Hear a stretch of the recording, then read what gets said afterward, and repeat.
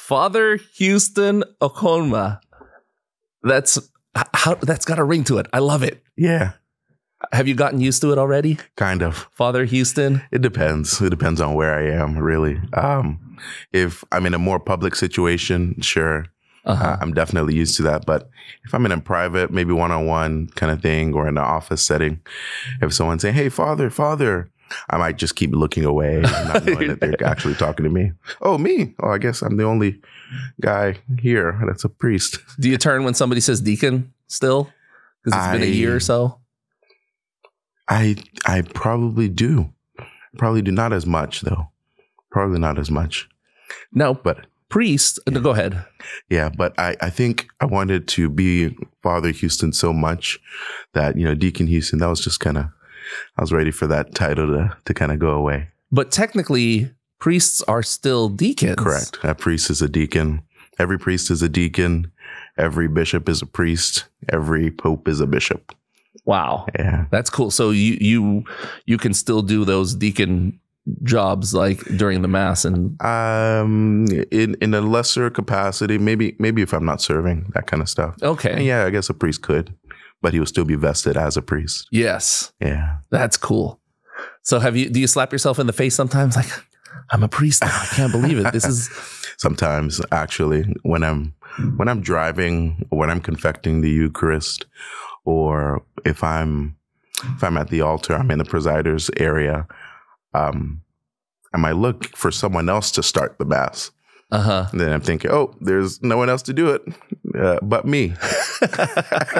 So you're on your, for lack of a better term, victory tour right now. I am on a victory tour. After your ordination, where'd you go around to? Where did I go? So I celebrated my first mass at my home parish, St. Christopher's Catholic Church. I saw that online. Yeah, 9 o'clock mass. That was nice. Had the school choir sing for me. Tons and tons of guests from all over came. Tons and tons of priests from all over came. It was a fun time. It was great. It was wonderful.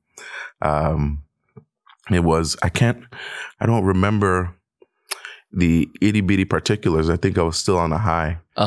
So many things were happening and going on. And then in the evening, I celebrated mass at St. Anthony of Padua in the Woodlands. And that was still on another high. Wow. That was at 6 p.m. That's wonderful. Fantastic.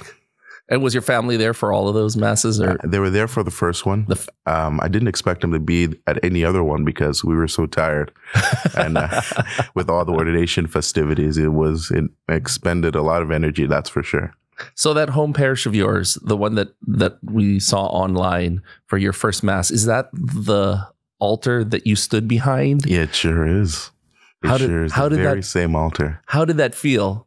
This is so. For those who didn't watch your previous interview, this is the altar that you stood behind during CCE class, and that's the first thought that you had of being a priest. So, what was that like going back there as a priest this time? Yeah, I just thought, oh wow, there's people behind there. It's actually filled. The lights are on. And I couldn't get caught up in that. I was still on a cloud to really think back to when I was little, but I just noticed that there were people, the lights were on, there were other priests around me, and something needed to be done by in the next 2 hours or the next few minutes. And that was offering up the sacrifice. It was beyond words could ever imagine. I just wanted to make sure at that moment that I did everything right. That said you every word, said invalidate every the mass. Exactly. Fortunately, that's where kind of the practice and things that become second nature, that's kind of when those things just kind of fit in. The last time we saw you, we interviewed you as Deacon Houston. Correct. It was pretty much the height of the pandemic. Lots of things were still on lockdown. There was a lot of, we talked about, you kind of getting shortchanged with your diaconate year a little bit. Yeah. So what has happened since then? It's been kind of interesting. I've been reflecting upon that, all the love that St. Faustina particularly has shown me. But if I kind of come down to the realization of it, I haven't been here as long as the other guys were, the other deacons before me. I've only been here during the Christmas break, for a month, a week during Holy Week. a week, maybe about a month just before getting ordained a priest. So my stints have been small, but quite impactful.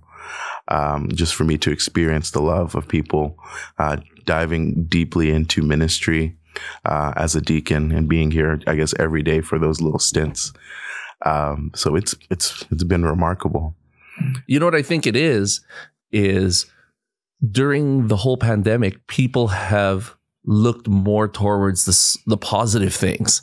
And you've been at St. Faustina during those high times. Christmas Mass. Exactly. All of these masses, Holy Week. Exactly. You were here, and I think people were just kind of itching for a win. Yeah. Something to celebrate. Yeah. And seeing you and Father Joseph, who was also here for a time, For sure. both being ordained, is just a huge win for the parish. It's been excellent to be under the auspices of Father Dad. Just even living in the rectory itself is just a quite serene, awesome experience.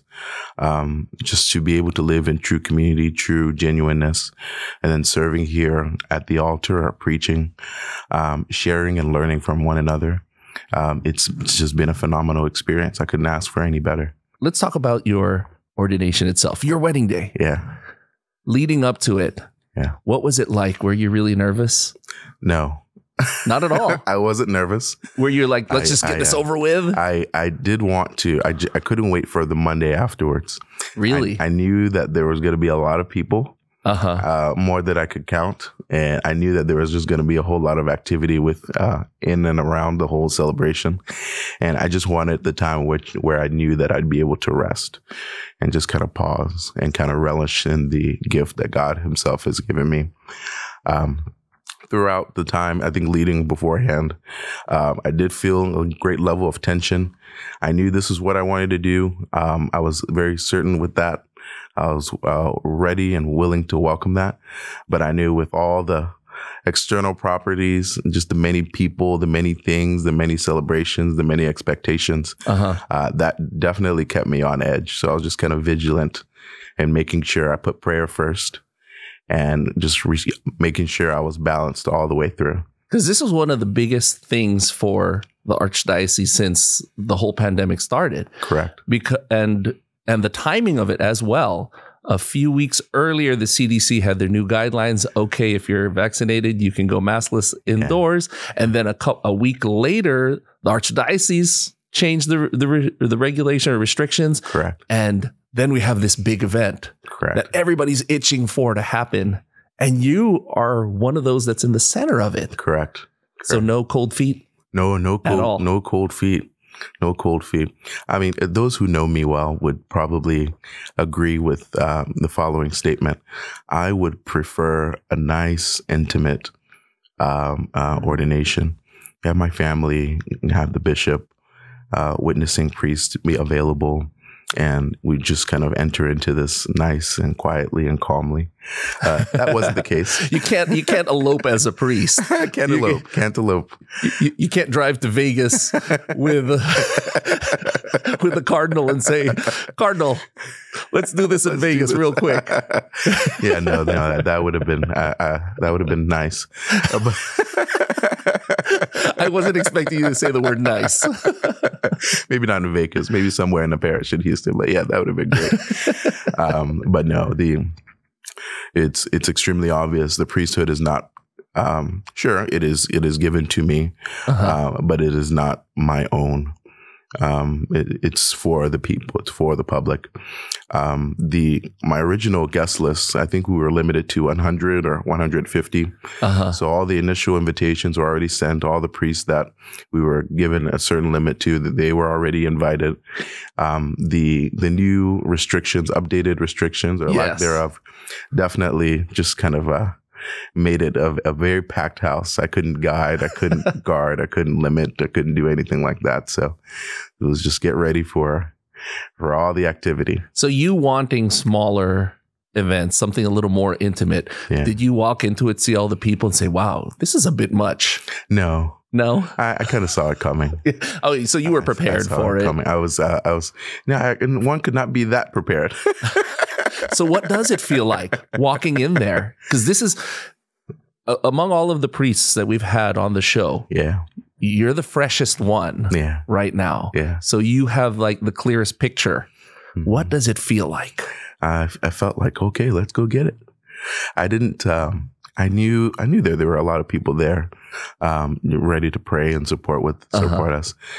For me, I was just thinking, well, now's the time. Let's channel some inner peace and let all the graces that I could experience in this moment be present to me.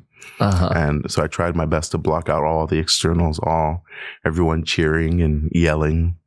I just wanted it to be just a time of peace between Jesus and what he willed for me, and just to experience that. Could you feel your legs? Were you a little wobbly? Or there's a lot to be said about my legs during ordination. Really? If I'm not sure how many people were able to see it online, but during the prayer of ordination, and let me backtrack. I knew that my knees may have some difficulty during ordination, so I went ahead and bought knee pads. Okay. So here's a little trick. Under the my alb, and of course the chasuble that was placed on afterwards, were knee pads. Okay. Right, attached to my suit pants under all of the vestments and stuff like that. Okay. So I had that taken care of, because I knew that we'll be kneeling a lot longer with laying on of hands and everything like that.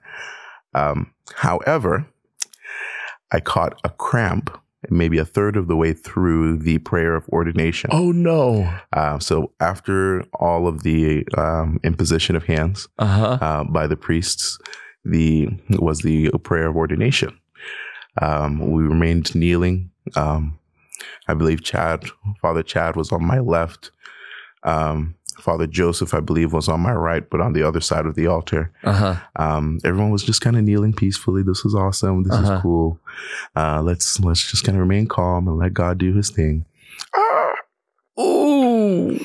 And then, I just felt my knees buckling at that point. Oh, no. My backside buckling. So everything was just kind of shaking vehemently. And then I thought, okay, I can hold it in. Father, Cardinal, keep on praying. Keep on praying. Keep on praying. You can move a little bit quicker now. Keep on praying. And then I just couldn't hold it. So I thought, okay, I'm going to have to release it somehow. So I placed my left leg at a 90-degree angle. It was upright. So I was definitely kneeling on one leg. Okay. And I thought, okay, the pain and the cramping has diminished. I think I'll be fine. So I made the mistake of placing both, of putting the other leg, the one that I recently elevated, back in the kneeling position. And I think it felt like a minute or 10 seconds. I'm not sure how long that was. But nope, cramp came back. It wasn't gone. So I placed that left leg up at that 90-degree angle again and remained in pain for the rest of the prayer. Oh, wow. And how long was that? It felt like ages. Did you go back to the video and take a look at it? I have not gone back to the video at all. Wow. To look at it. I don't think the prayer of ordination took 5 minutes. But it felt like 20. I was in a lot of pain. And what was it like getting up after that?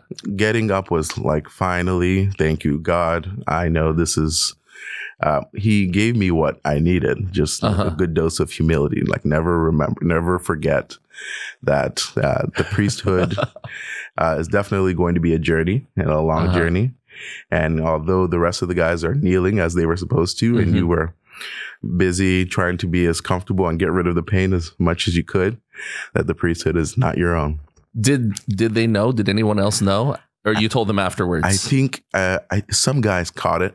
I know my aunt definitely caught it. I found out that my parents didn't realize it at all. I think they were in prayer mode. I think my brother caught it. Another seminarian caught it. Father Chad definitely caught it. He knew something was wrong. I'm not sure about the other guys, but because it was on the other side of your body. Exactly. Yeah, exactly. Do you think now that we should kind of tell the Cardinal, maybe we should do a little yoga and stretching beforehand. Maybe bring in a physical therapist. Yeah, bring in a PT specialist. Let's get in and let's do some some stretches. Stretch you out like they do with the NBA players before the game. Yeah. Like that would be hilarious. It's like are our future priests ready? You open up the door and they're stretching. You've got a PT stretching their legs out. It's like, we're almost ready. Exactly. Just got a few knots here. There you go. That would have definitely been beneficial. So what a lot of the priests that we've asked on the show, they distinctly remember how they felt while they were laying prostrate. Mm-hmm. What was it like for you? Mm-hmm. Just a nice dose of serenity. Usually when you're serving the masses, you might think, or even in attendance, this is a long litany of saints. Yes, it was very long. For me, it was quite short. Really? Yeah, but I remember, and I'm kind of weird with this. I'm thinking of all the angels and saints. Like, all right, my boy, John Baptist. All right, pray for us. Let's go. It's kind of sort of allowing myself to join into their prayers and joining myself to theirs. Onto Christ who is willing to ordain me. It was quite lovely. It was quite serene. So the litany of saints during the time that you were laying prostrate, did you get to choose which saints? We did. I don't remember which ones I chose.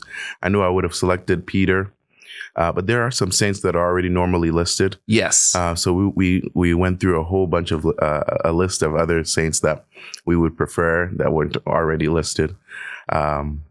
I know. So all of us got to contribute 2 saints each, at least. That's cool. Yeah. That's something I was wondering when I wonder if they get to choose which saints. So you did. Yeah, I did. Just a couple each. A couple each, and each would be added into the particular distinction of how they contributed to the church, whether as a doctor, as a holy person, that kind of stuff. Yeah, that is cool. So before you go in, are you in a room together, just the 4 of you? Yeah. Do you huddle up? Do you say something? No, we didn't. And then a lot of us, so we were already just kind of sort of in our own worlds. We already vested. We already put on our stoles. A lot of us were greeting our family members and friends and stuff like that. But we were told to just kind of make our way back to the sacristy to get ready and be ready to process. The Cardinal likes to start things. He's a very punctual fella. He likes to start things on time.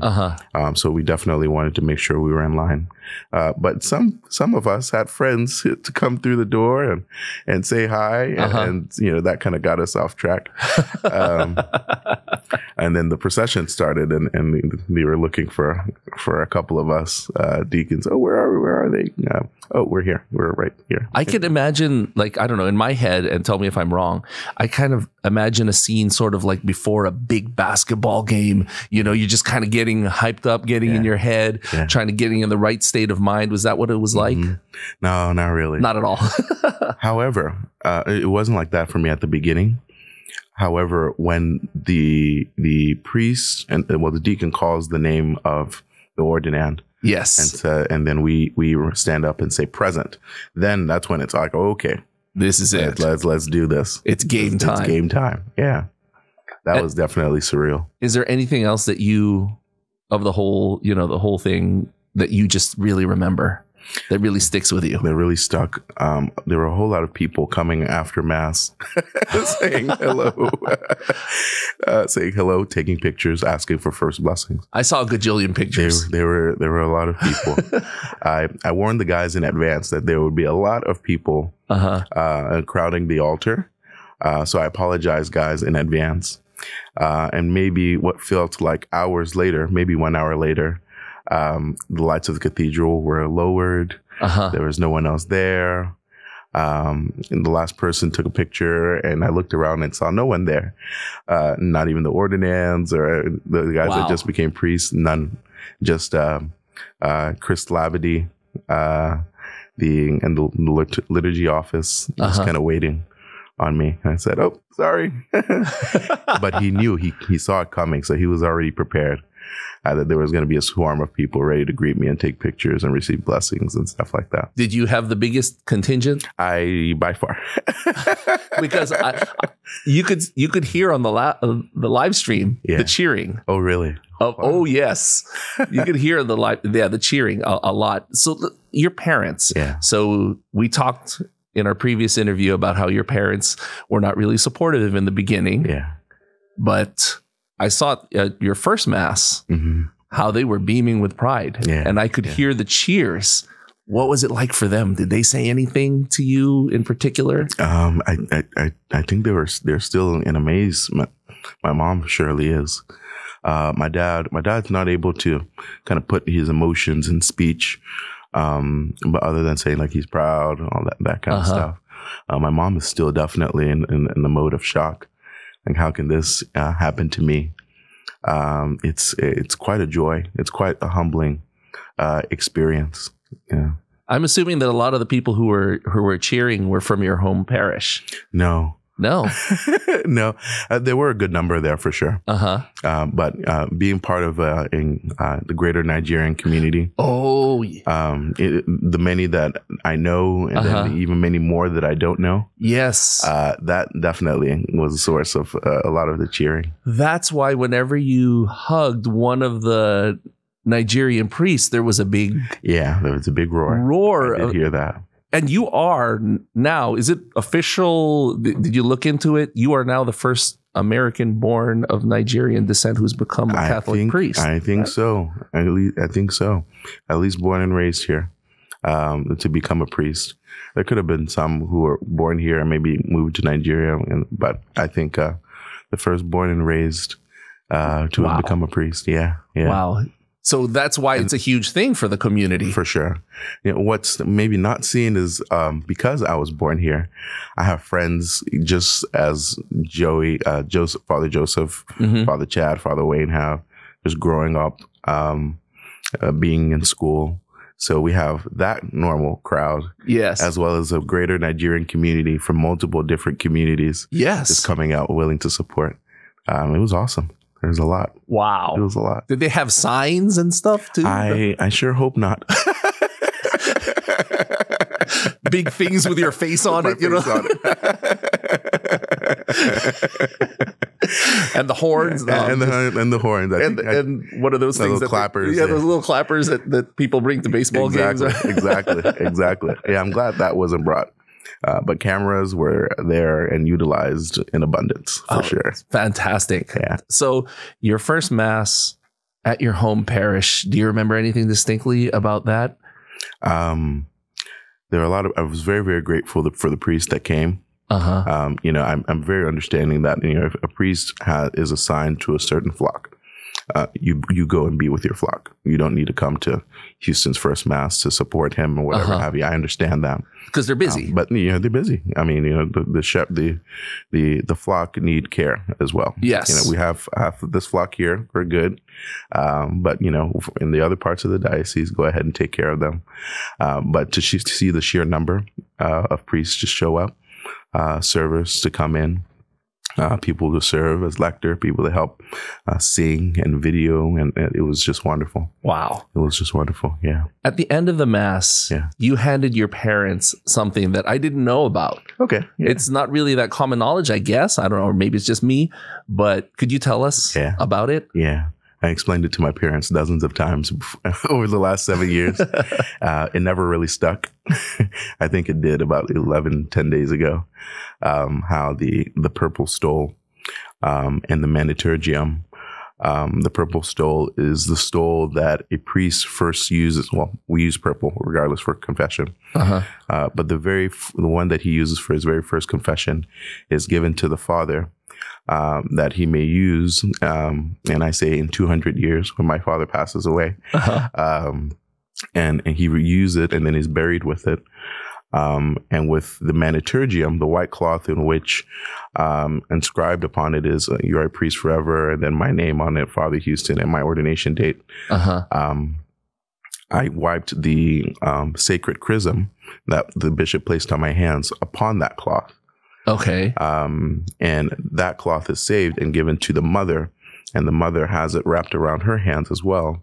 And they both represent their ticket to heaven, in a sense. And this is tradition. This is just kind of like how culture, our culture has kind of spread, at least through the priesthood, that when presented at the gates of heaven, the parents of a priest can show this and say that this is what I offered you, oh Lord, my son, to be a priest. It's their fast pass. Yeah, it's their fast pass. It's kind of like walking in and saying, I'm with the DJ. Yeah, exactly. That's awesome. So they can present it to St. Peter and say, I gave you a priest. Yeah. Wow. Yeah, it's a very, very lovely tradition. So I could see the look on your parents' faces when you gave that to them. Yeah. I mean, wow. Yeah. The pride that they have. For sure. Let's talk your future now. Mm-hmm. And your parish will now be St. Vincent de Paul, by the medical center. It will be on.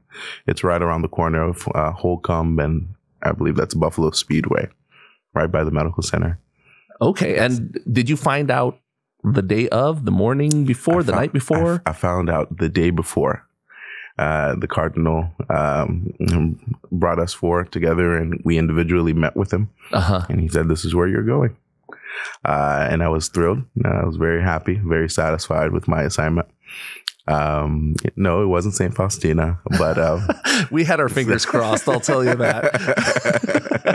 That would have been me winning the jackpot. And I made promises of poverty, chastity, and obedience. Poverty, so I don't want to win the jackpot in my first assignment, but I definitely got close to it. It was very good. I was very satisfied. You find out. Yeah. Who's privy to the information? Yeah, nobody. So I'm sure the cardinal secretary is privy. The personnel board, sure, because they help the cardinal kind of look at different places where to put people. Okay. In conjunction with understanding the other assignments.